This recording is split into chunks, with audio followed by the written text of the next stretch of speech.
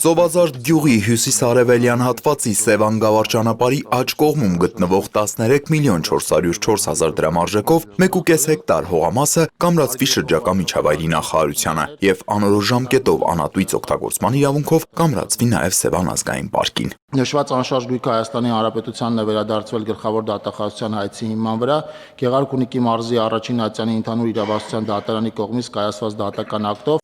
Գլխավոր դատախազը մանրամասներ ներկայացրեց ինչպես այս, այնպես էլ Գեղարքունիքի մարզի Սևան գավառ ավտոճանապարհի բնապահպանական նշանակության այլ հողամասերի վերաբերյալ։ Վարդապետյանն ասաց, որ խնդիրը համատարած է ազգային պարկի ամբողջ տարածքում և արդեն իսկ կառուցապատված հողամասերի պարագայում թաքցվում է կառուցապատման փաստը, տրամադրվում է վարձակալական իրավունքով հողամաս։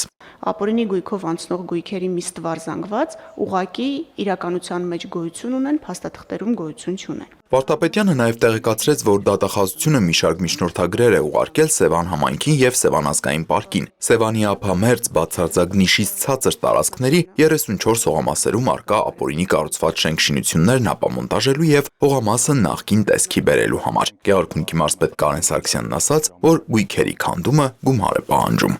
Խնդրեմ առաջարկենք, որ գումար ներկա տրամադրվի, համայնքը կարողանա այդ քանդման աշխատանքները իրականացնել։ Պարոն Սարգսյան, շնորհակալություն այդ առաջարկի համար։ Ես կարծում եմ մենք կարող ենք քննարկել այդ հարցը։ Վարդապետյանը շարունակելով թվել Սևանա լճի ափամերձ տարածքներում օրենքի խախտմամբ օտարված գույքերը պետությանը վերադարձնելու առումով աշխատանքները, նշեց նաև, որ գլխավոր դատախազության պետական շահերի պաշտպանության վարչության կողմից միջնորդագիր է ներկայացվել շրջակա միջավայրի նախարարություն, միջոցներ ձեռնարկելու վարձակալության պայմանագիրը լուծելու, ինչպես նաև ամրակայված գույքերը վարձատուին օտարելու ուղղությամբ, այդ մասին 3 ամիս առաջ տեղեկացնելով վարձակալին։ Հաջորդիվ նախարար Դավիթ Խուդատյանը ներկայացրեց համայնքների ենթակառուցվածքների զարգացմանն ուղղված սուբվենցիոն ծրագրերը 2 միլիարդ 828 միլիոն դրամով համաֆինանսավորելու վերաբերյալ որոշման նախագիծը։ Առաջարկում է 14 համայնքների թվով 27 սուբվենցիոն ծրագիր համաֆինանսավորել։ Խուդատյանը մանրամասն թվարկեց նաև սուբվենցիոն ծրագրերով իրականացվող աշխատանքները։ Ամփոփում ենք տարվա ընթացքում նախատեսված անելիքը, թե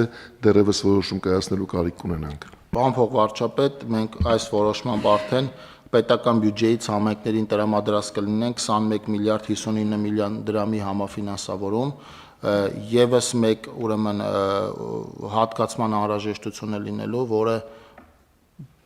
թույլ կտամ ասել հսկայական ծավալի է լինելու, շուրջ 10 միլիարդ դրամի մասին է խոսքը։ Նախարարը հավելեց, այս կերպ շինարարներին տարեվերջին պարտք չեն մնա և մեծ հավանականությամբ կառավարության ամսի 18-ի նիստը կլինի այս տարվա համար վերջինը, որտեղ սուբվենցիոն համաֆինանսավորման հարց կքննարկվի։ Հաջորդ նախագիծը ներկայացրեց ներքին գործերի նախարարի տեղակալ Արմեն Մկրտչյանը։ Ըստ այդմ կստեղծվի մեկ միասնական օպերատիվ կառավարման գրասենյակ, կգործի արտակարգ իրավիճակների կանչերի մեկ միասնական հեռախոսահամար, այն է 112։ Օպերատիվ կառավարման գրասենյակի ստեղծման պայմանավորված առաջարկվում է դադարեցնել ոստիկանության օպերատիվ կառավարման և փրկարարծարության ճգնաժամային կառավարման ազգային կենտրոնի գործունեությունը,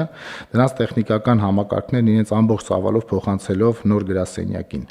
102 911 101 հեռախոսահամարները կշարունակեն գործել, բայց դրանցով ստացված զանգերը փոխնախարարի խոսքով կվերահասցեագրվեն նոր հեռախոսահամարին և համապատասխան իրազեկման արշավներ իրականացնելուց հետո դրանք սահուն կերպով կհանվեն շրջանառությունից։ Օպերատիվ կառավարման գրասենյակի ստեղծման երկրորդ փուլով աշխատանքներ կիրականացվեն շտապ օգնության կանչերի սպասարկման գործառույթը ևս սպասարկման գրասենյակին փոխանցելու ուղղությամբ։ Տիգրան Հովակիմյան, Հորիզոն։